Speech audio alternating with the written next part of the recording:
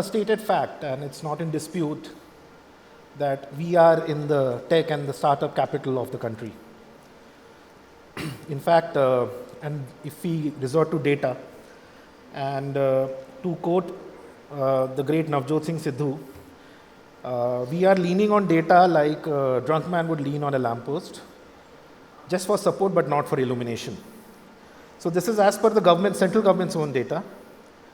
Bengaluru houses nearly 30% of all of India's startups. Second is NCR at 24%. And as of January 2025, as of last month, the net valuation of the top 20 startups of this city stood at 1.95 lakh crore, rupees 1.95 lakh crore. That far surpasses what's happening in any other city. However, data can also be twisted the other way. In 2024, Indian startups raised more than $12 billion. And out of which, Mumbai stood at first position, raising $3.6 billion. That was a year-on-year jump from 2023 of 147%, although that was primarily because of Zepto. One company led the fundraise rounds in Mumbai. Bangalore came second at $3.4 billion. Delhi NCR at $2.3 billion. However, in case of Delhi, the year-on-year decline in funding was 15%. Bengaluru, in fact, has there's the steepest decline among all major cities in terms of startup funding, which is at 19%. So we have started with data, but I would like to start with Zerin first. As an investor, as a VC, we are still coming out of funding winter, so to speak. But how are you viewing Bengaluru since the days of the pandemic and beyond now? And how do you see 2025 to be in terms of whether it's attracting talent, whether it's in terms of building companies, or in terms of the funding environment? I think the first thing I'd like to say is that Zepto is moving to... Yeah, they are moving to Bengaluru. So that was a statistical anomaly. Misleading. So you're right, there's been a slowdown in funding with respect to early stage companies. Most of the capital that's been coming has been more towards late stage deals, profitable companies, pre-IPO companies. So if you look at the data, you'll see a huge skew towards that contributing to a large chunk of funding. However, good deals are starting to happen. Personally, I know of a defense tech company in Bangalore, company building a quantum computer out of Bangalore. So a lot of deep tech, AI, defense tech companies are starting to get capital. Now, these companies will start getting larger capital 3 years down the line, 5 years down the line. So if you do this 5 years from now, your narrative might be slightly different. All right. Minister, as the ITBT minister, you are sort of the custodian of the ecosystem here. So what makes Bengaluru Bengaluru when it comes to attracting the best talent and the investment? Well, I think you just had your answer from Zepto itself. They're moving from one city to another. Swiggy moved from Hyderabad to Bengaluru. I think what makes Bengaluru tick is, number one, the ecosystem that we have managed to build over a few decades. It's nothing that has come overnight. So I think we have managed to build a very strong foundation of education, topped it up with incubators, topped that with adequate funding, topped that with great policies that are driven by the industry, for the industry. And we have managed to ensure that we have the best possible employable workforce in the country. And what was earlier catering to the Indian ecosystem, today is catering to the global ecosystem. Today we have the highest number of global capability centers coming here in Bengaluru. We have the highest number of R&D centers, the biggest R&D centers of top Fortune 500 companies here in Bengaluru. Before it would be headquartered in US or in Europe, but today their headquarters are here in Bengaluru. So GCCs, R&Ds, we have gone beyond being the service sector. So we are innovating and inventing for the world primarily because of this a solid pyramid that we have built based on education, knowledge and skills. All right, all right.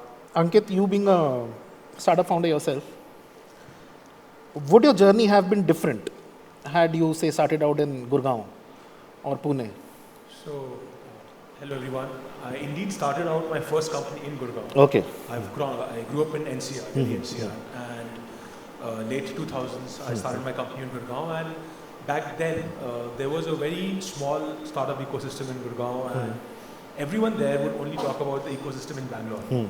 I've spoken about it earlier that how even in 2009, 2008, Flipkart was one of the most talked about startups in the country. It was probably the largest startup there and is still the largest tech company in the country. And when I joined Flipkart very early on, not many people know, we actually had two equal size offices. One was in Bangalore. We used to call it a tech office, and we had a office in Delhi, and we used to call it the business office. And in 2010, there was a huge debate on where should the business continue to grow from.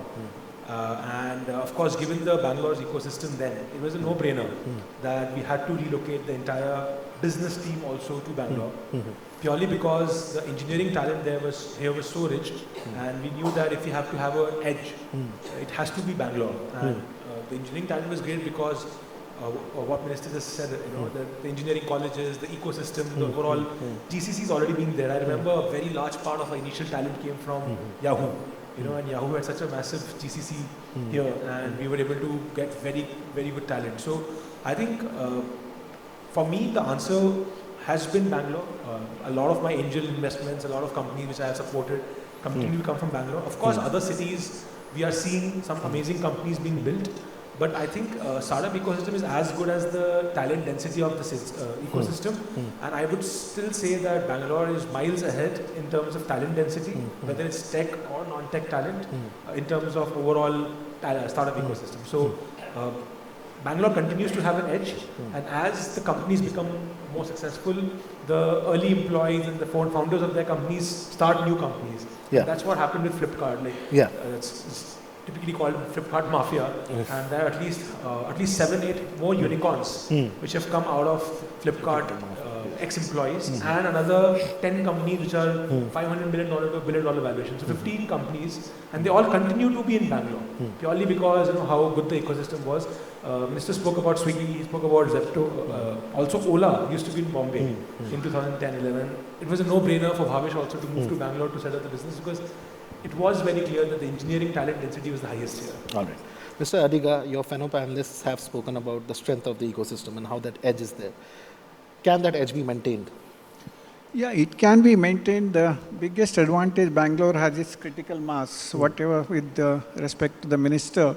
There are a lot of things they have done, but even then I think the primary attraction is the critical mass. This started sometime in 80s with Texas Instrument coming here first, setting up the first sort of GCC, and followed by a lot of companies. Prime Minister Narasimha Rao went to US and invited IBM to come here in 1992. I think IBM has invested more than $10 billion in this country. But that's more of a Bangalore's natural attraction. The PSUs like BEL, BHEL, HAL, and IISc. Then we started building, then Infosys became big. Wipro moved from Mumbai to Bangalore. But there are a lot of things I think we will need help from the government to do it. Primary area I think the government needs to focus is on changing the education system. Currently our education is still rote system. The NEP tried to do something to create creativity. I don't know how many of you are aware, there is an NGO called Prayoga in Kanakpura Road.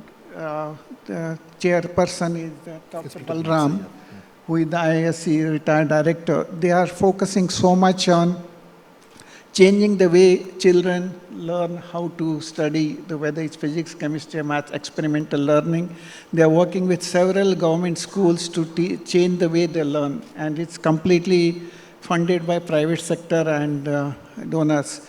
So this kind of stuff is required. Like Nandan Nilekani's Ek Step is also towards that. I think that is going to change us from being innovators bum. Currently, without any disrespect, the word I use is techno-coolies, because maximum export happens for the doing work for somebody else's specification. So in many ways, they are called techno-coolies. All right. Uh, when we speak about the ecosystem, there are two aspects to it. One is the ecosystem of angel investors, funders, VCs, the government, and the talent, and the founders. And second is the ecosystem which provides you with the ease of living, the power issues in the city, in any city, the road infrastructure, the ease of traveling. So I would like to continue with you. Will we still be able to attract the best kind of talent when, say, tomorrow Hyderabad says that we have a better ease of living? Of course, there is an argument that in 10 years from now, Hyderabad might also end up with the same kind of traffic troubles and all of infrastructure troubles. But your perspective on, how do we give the incoming talent into the city the best kind of ease of living? So I have an advantage over the other panelists. I'm the longest resident of Bangalore from 1987, and I've been in this tech industry only. So Bangalore is a completely changed place. This is not the same place. And there are a lot of things, obviously, Minister knows about the traffic and infra roads, but there are a lot of other problems have started. Last few years, there's instances of racism against outsiders, which is, like people see going in a car, they see somebody who looks like an outsider. I lived in Delhi, and as a Madrasi, I was the first preferred choice for rental. Here, they don't want to rent out houses for them. The rates goes up. There is some kind of a racism which has crept into the system, which I think, Ankit may not notice it because he's in a different level because of his background. But think of somebody who just come from, let's say, Patna, is trying to find a house, and the rents are exorbitantly high. Although RERA has brought in new rules, people still expect 10 months rent as deposit. Finding affordable housing is difficult. Incubator spaces are very, very rare. Specifically co-working spaces which are affordable, that kind of stuff will make it. But I think the issues of extortion and law and order is a very important factor I wish the government addresses in a serious note. Minister, I'm sure you have views on what was just said. Well, as a government, definitely I am responsible for all of the things that the panelists have suggested. And see, infrastructure is always a work in progress in any growing city, whether it is Bengaluru, Mumbai, Beijing, Boston, Adelaide, anywhere. I mean, look what happened recently in LA. A fire broke out, startups, corporates, houses, everything was destroyed. London had a great flood. Paris metro broke down. That time nobody says much. Okay, I don't know why. But just one rain, Mumbai is gone. Come winter, Delhi is shut. One monsoon, Chennai is flooded. Traffic everywhere. Flyovers collapse in Telangana, nobody says anything. But when we move slowly in Bengaluru, it hits headline, always it hits headline. I don't know why. But the point, maybe the expectations of people are, chalo bhai, let it happen anywhere, but not here. Maybe they expect too much. I mean, the expectations is right. We have set a very high standard, perhaps. But having said that, we are doing more than what we can and we should be doing for improving the infrastructure here, whether it is metro connectivity, whether it's bringing in new roads. In fact, the Deputy Chief Minister, Mr. D.K. Shivakumar, has set up a very small committee headed by himself and me, where we are talking to IT parks, we are talking to industrial areas, asking them what is it that they require. So last mile connectivity, basic civic amenities with respect to UGDs or better better telecom connectivity for wireless devices. So we are treating regions that are generating high income and high employment as brownfield. So we are not creating new greenfield parks or new greenfield zones, which is not necessary now. If we are able to enhance the ones that we have with the right kind of infrastructure, whether it's public transport or civic amenities, I think we'll be able to deliver far more better. Whether it's the traffic issue or whether it is the Raj Kalwe issue that always keeps propping up, we are working on that. I'd like to assure you that probably in the next 1.5 years, we'll be in a much better position when it comes to infrastructure of public transport. And the other thing that issue that is raised, of course, is the racism part of it. And I think, personally, I think that that is an increasing problem primarily because of, I mean, it comes from both ends. I mean, constitutionally, you can live and work anywhere in India.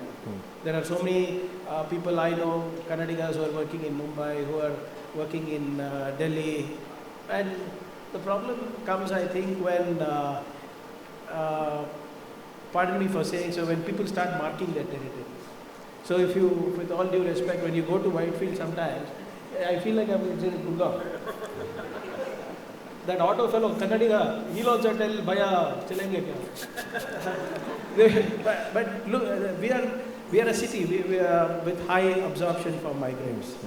Okay, we right from, that is because we've always been welcoming. This is where employment is being created. In fact, one of our recommendations to the Finance Commission has been that since Bengaluru absorbs so many migrants, please consider that as a factor and give us more money in devolution so that we can build better infrastructure, so that we can create more employment. Having said that, of course, racism is increasing, and I think now people love to document themselves unnecessarily on social media. Half of the racism things you please see is from social media only.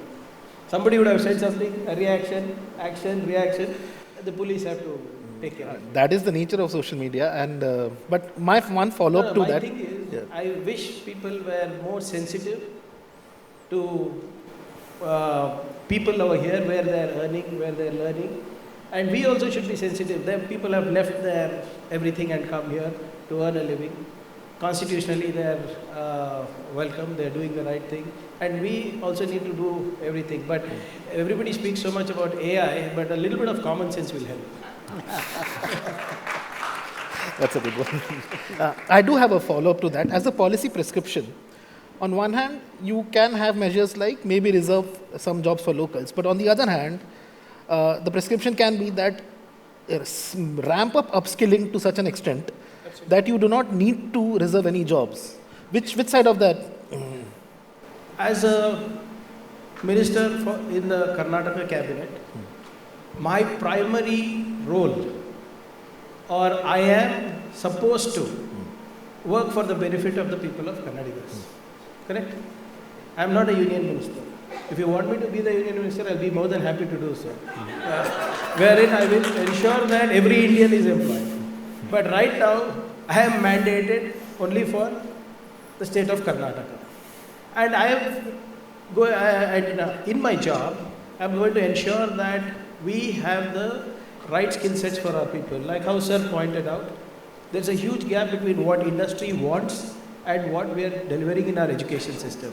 That is the reason why we have come up with a quick fix solution like Nipuna Karnataka, wherein by the time I get into the academic council, sir, by the time I try to change the syllabus, I would have lost 2-3 years. 2-3 years for you is how many quarters, sir? 12 quarters. 12 quarters, he will start telling, I think, Hyderabad chalenge. So, in order to ensure that I bridge that gap, we have come up with Nipuna Karnataka, wherein I will be ensuring that my people are the most employable people, not in India, but in the world. The tagline goes, skill locally, work globally. Train in Bengaluru, work in Boston. Train in Bengaluru, work in Beijing. Everybody needs Indians. We are extremely agile. We are extremely adaptable. And more importantly, extremely hardworking as well. So whether it is whether Apple or Foxconn need women on the floor, the factory floor with nimble fingers for packaging, to their engineering, research and development, Government of Karnataka is ready to partner with. It will be from the industry, by the industry, for the people of Karnataka. So I will ensure, like you rightly said, I will ensure that the top jobs will by default be reserved for Kannadigas, because I'm giving them the right skill sets. All right, understood. Can I add? Yeah, please, go ahead. The whole thing has become, Karnataka and Bangalore has become synonymous. Can we expand to one side Bidadi or Kolar or Ramnagar or this side, so that, the crowd becomes less and they become self-sufficient cities? I will be extremely happy if you come and invest in Kalburgi. I know. In fact, my policy is such that if he's investing in Bengaluru, he doesn't get incentives. Subsidies, incentives, everything is given for investments beyond Bengaluru. So Mangaluru, Mysuru, Kalburgi, Hubli, Dharwad, Ramnagar, that is one of the reasons why the government has decided to call up to Ramnagar South Bangalore.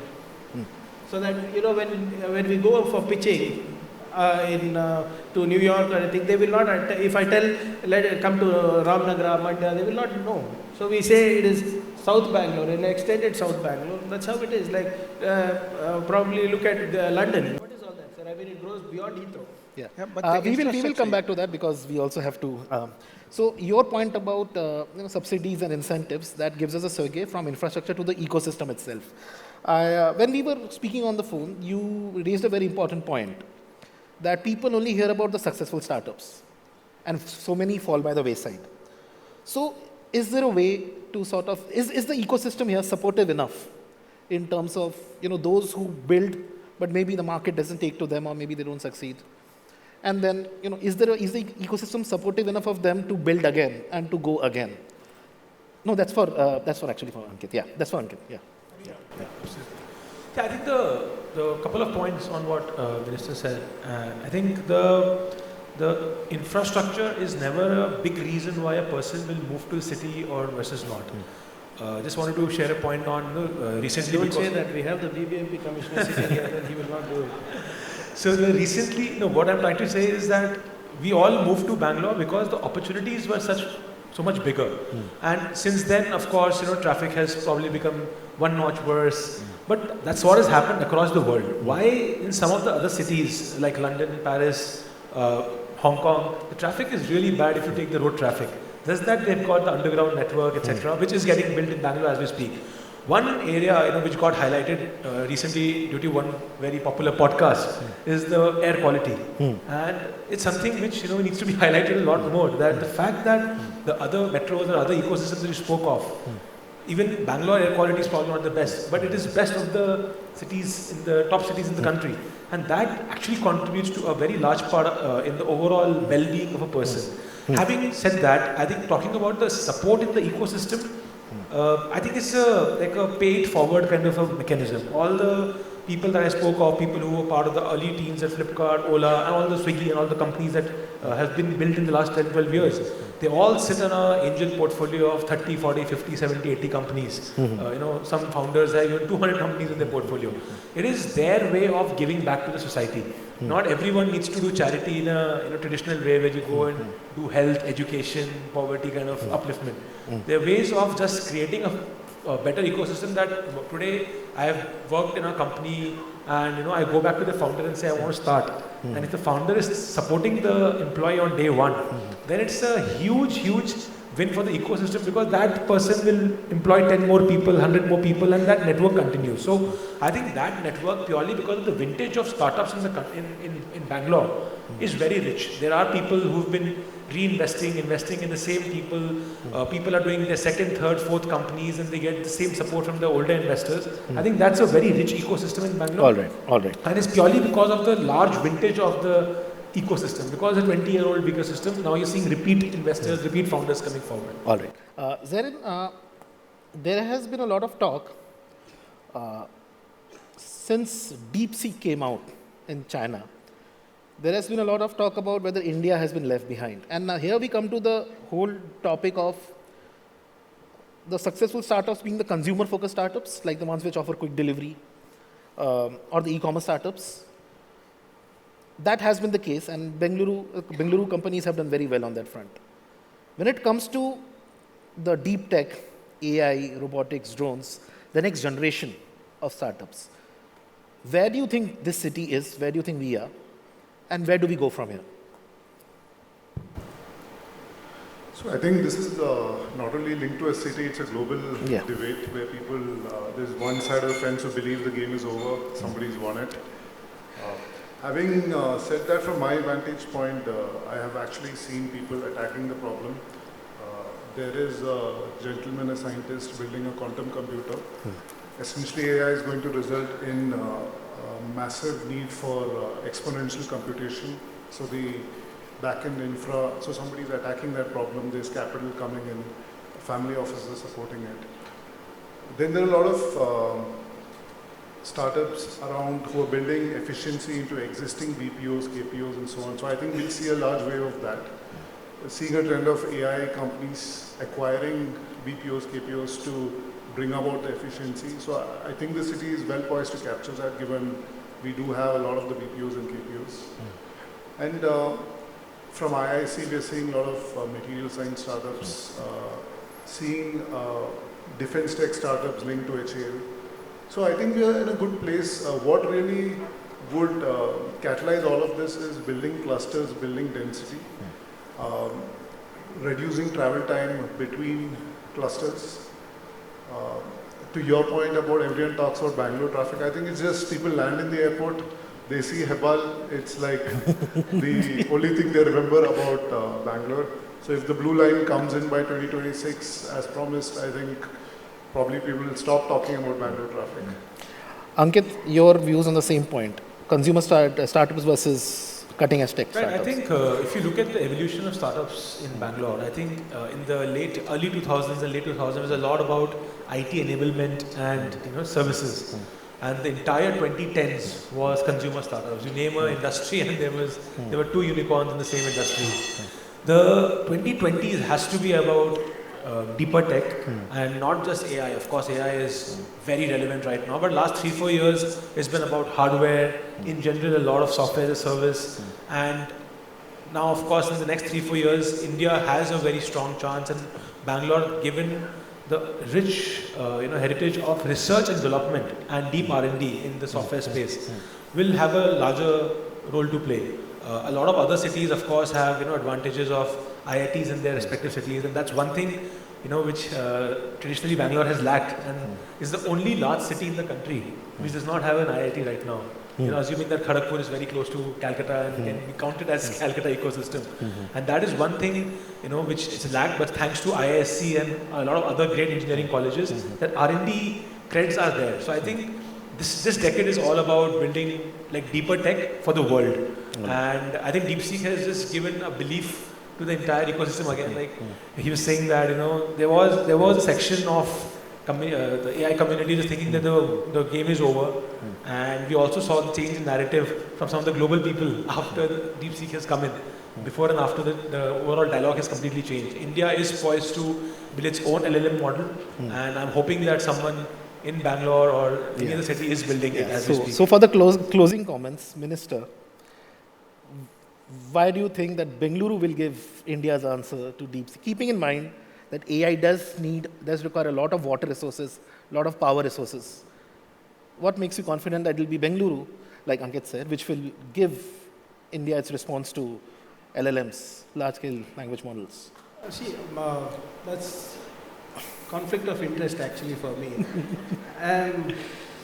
While I'm supposed to promote new technologies, in my capacity as Information Technology Minister, as the Minister for Rural Development and Panchayat Raj, I'm supposed to conserve water. So every 5 prompts for a chat GPT apparently uses 500 ml of water. So if I ask chat GPT 10 prompts, 1 liter gone. So I have to balance both the things. But yes, coming back to your question on why I think we have that edge is, one, like I said, we have the R&D ecosystem which is extremely strong. And earlier when you were speaking about valuation game and funding, I think Bengaluru has stopped playing the valuation game and we have started playing the value game. That is where we are different from other ecosystems. So 32% of all the startups that are registered with government of Karnataka are in deep tech. This, I'm sure, is not available in any other ecosystem. There will be there is a e-commerce site in Europe. There will be a Desi version of a e-commerce site here. But here we are working on solving real life problems. Here we are trying to add value. So I think that is going to be a game changer for that, number one. Number two is the government itself is focusing heavily on trying to create incubators. Earlier sir pointed that out as well. I run 27 centers of excellence where we are trying to breed the next best thing, right from agriculture, aerospace, cyber security, manufacturing, wireless and wireless products, space tech, upstream and downstream of the same, and name the center of, name the vertical, we are running a center of excellence along with the industry. It is not something that we are running it like a government office. We have onboarded the academia as partners, we have onboarded the industry as partners, and we are just telling them, do what you can, what should be done for the industry. So a lot of, if you go and see the C Camp that is doing a phenomenal job for startups in the area of biotech, I think that is where the proof of the pudding is in our incubators. Like you spoke about materials, the materials incubator is supported by the government of Karnataka. I think half the accelerators and incubators that work in IIITB, IIITD, and your C.V. Raman Institute and Indian Institute of Science, one way or the other, we have a foot in the door. All right. So, like I said, education backed with policies, schemes of us is going to be the game changer. And this time what we are also doing is, in the new industrial policy, we are engineering the research and development, which is happening here. If you start manufacturing, here you get additional bonuses. All right. We have unfortunately run out of time. There have been very good policy prescriptions here, very good suggestions. Thank you, Zerin, Ankit, Minister, Mr. Adiga. It's been a very illuminating discussion. Thank you.